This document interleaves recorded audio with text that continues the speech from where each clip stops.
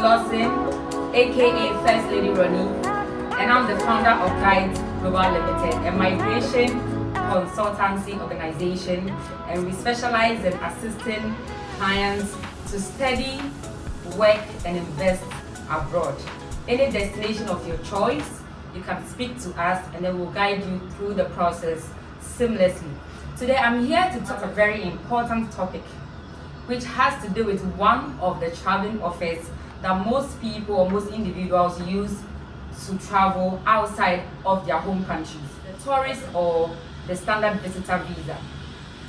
Today, the reason I want to bring this up is because I've noticed that a lot of people who have the interest to travel sometimes misplace the reasons. For example, if they are trying to go to school, they don't even know the differences between the various types of visas that are available, so they end up going for the wrong type of visa.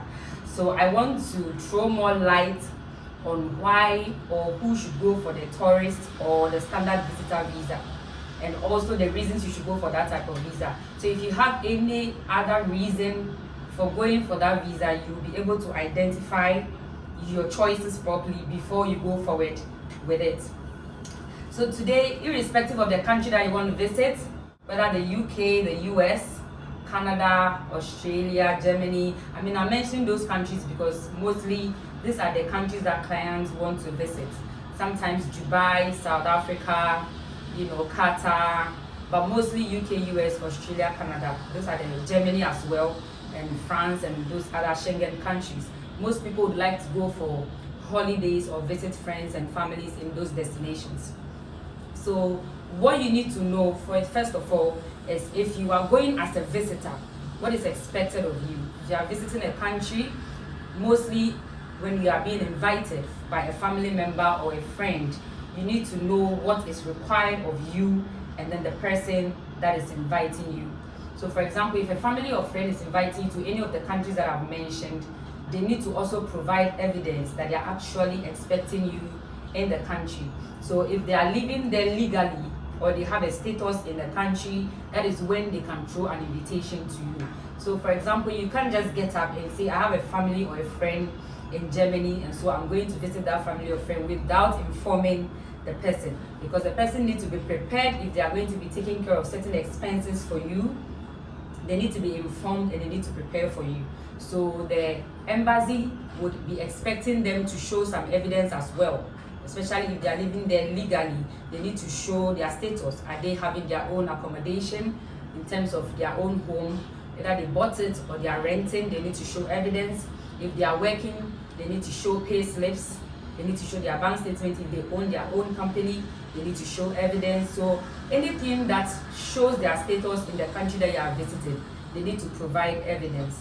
So it is very important to reach out to your friends and families to let them know your intentions before you come over. Some countries are quite easier, like Dubai. You don't need to have a friend or family. You can just find someone who is willing to guarantee for you, and then you'll be able to get the visa. And these things are important to these countries to be able to tell the people that are entering, are they really exiting or they are staying back. It's very important to them to know when you enter the country, did you leave, did you not leave, who did you visit. They go to the extent of sometimes people that you claim to go and visit to find out if they're actually inviting you, because they'll put their information on the invitation letter and all those things. So they'll go to the extent of finding out from them. Sometimes people who have been invited assume that because they've been invited and they've been given invite letter, bank statement and all that, they don't need to provide evidence of their status from the country they are applying from. So if you're a Ghanaian, for instance, and you've been invited by an uncle or whoever is inviting you, you also need to prove that you traveling from Ghana, you also have a very good standing in your own country, because we are from a third world country, okay? That's a fact. So if you don't show strong evidence to prove that you are financially sound in your own country, then it's going to be a very difficult, decision for you. It's definitely going to be rejected. So if you are especially married with kids and you are going for such a trip, they want to see evidence that you have enough money that you are leaving behind for your family, because they look at how much you are earning and then comparing it to how much you're actually spending on the trip. So even if the host family inviting you, or the host, whoever family or friend inviting you, is providing evidence of their financial standing and even state that they are going to take care of you on the trip, you still need to show your standing in your home country, because they believe that you might change your mind when you get there. You can easily decide not to come back home, and there's absolutely nothing anybody can do unless you have been grabbed. Do you understand? That's when you'll be deported. So they look at all these things. Don't assume that because you are being sponsored, you don't need to show proof that you are financially sound, because there are even cases where you prove that you are financially sound and you still get rejected because they are still not convinced, and they look at certain age group, like from 20s to about 40 years. Within that age group, the refusal rate is very, very high. And if you look at people in their 50s and 60s, it's very easy, and then the younger ones, it's very easy for them to get a visa. They look at a lot of factors. People within that age group, hardly would they want to stay back and work, contributing anything positively to the economy. 20 to about 40, chances that you might change your mind when you get there is very high. So they look at a lot of factors, and if they believe that you are not going to come back home, definitely the visa will be granted. So these things are very, very important. Now, as a tourist, usually you don't need anybody to give you any documentation. On your own, you can just put in the application, prove that you are financially sound, you can afford the trip, and still come back home and be comfortable. And then the visa will be granted to you. For example, most of you are aware that I traveled recently, right? So for me, even though I had family there, I didn't contact anybody. I just applied as a tourist. And then I was able to put together all the documentation that was needed. And God being so good, I was granted a visa. So as a tourist, if you don't, some people don't want to involve other people in their process. If that is you, then the tourist option is the best. So you just need to have an itinerary of exactly what you want to do when you travel. That way, it becomes easier for you to get a visa. Now, the problem with this type of visas is that it's mostly, what I say is 50-50, right? You can be very good and still be rejected. I've been in this industry for so long. I've seen people with very good documentation being rejected. And then sometimes people get away with stuff, people get lucky. So don't assume that you know someone who got it, and so because of that you are going to get it. That's not how it works. Especially with US, most people get convinced that, oh, I'll get it. Most of the time the refusal rate is very high compared to the issuance rate. So take notes. US especially has a very high refusal rate, Canada as well. So don't assume that because you know a friend who got it, maybe in a group of about 10 people, just 2 or 3 people will get it. So just bear in mind that most of the time, it's not about you, okay? Don't assume that because you didn't get a visa, then it means there's something wrong with you. Not necessarily, but there are so many factors that comes into play when it comes to this type of, there are different type of visas, but I'm just focusing today on the tourist or the visit visa.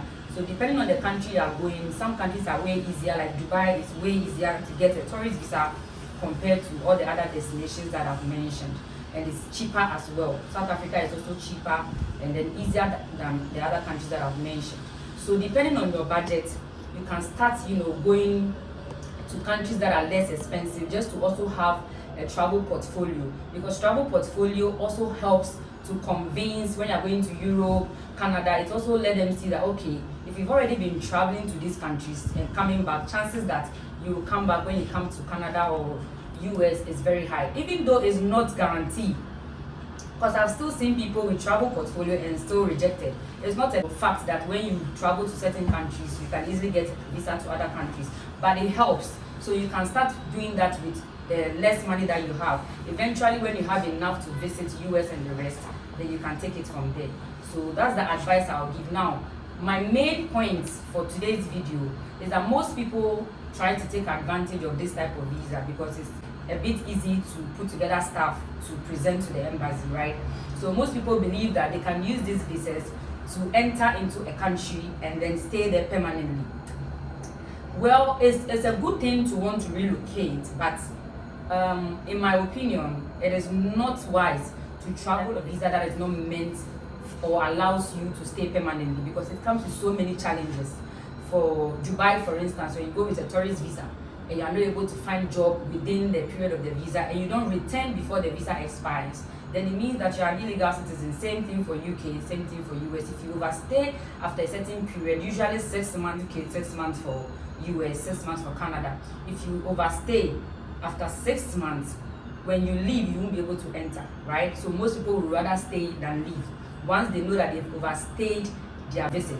The fact that they have 5 years, some people assume that because the visa is 5 years, because the visa is 2 years, then I can stay the whole period. No, for visits, there's a time limit on it. There are conditions attached to the visa, so you need to understand the conditions first before you take that trip. Okay, so if that's what you have in mind, you need to have a plan. All right, you need to have a plan. I'm going to continue this video because there's so many things that I want to teach you if you have that plan in mind. So there's going to be a part 2 for this particular video. Thank you for watching. I'm First Lady Ronnie on all social media platforms, and the company Diet Global is on Facebook, Instagram, and LinkedIn. Okay, so whatever a number, websites, links to our social media will be displayed on the screen and in the post. Thank you so much for watching. I will come back with part 2 to delve deeper into what you need to do if that is what you have in mind, the steps you need to take so that you don't become, stranded in somebody else's home country. Thank you for watching. Bye bye.